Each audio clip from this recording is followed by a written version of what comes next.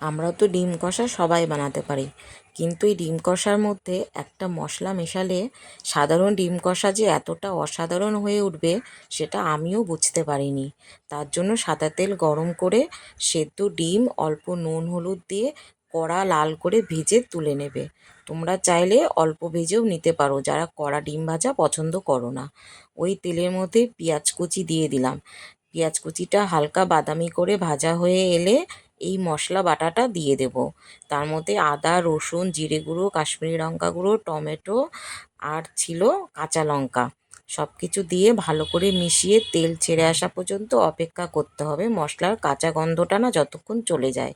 তারপর অল্প জল দিয়ে নেড়ে চেড়ে স্বাদ মতো নুন হলুদ আর চিনি দিয়ে আবারও মশলাটাকে ভালো করে কষিয়ে নেব তেল ছেড়ে আসা পর্যন্ত। তারপর ভাজা ডিমগুলো দিয়ে ভালো করে নেড়ে চেড়ে মিশিয়ে নিয়ে হাফ কাপ মতো জল দিয়ে দিলাম। জলটা দেওয়ার পরে আবারও ভালো করে মিশিয়ে নেব।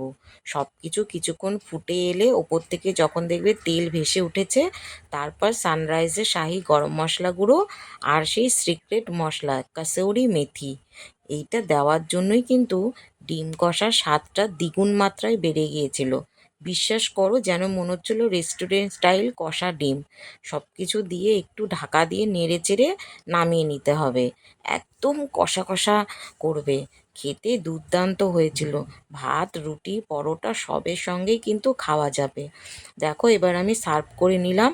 খেতে দুর্দান্ত হয়েছিল। আর এরকম নতুন নতুন ভিডিও দেখার জন্য আমার পেজটাকে কিন্তু অবশ্যই ফলো করে দিও।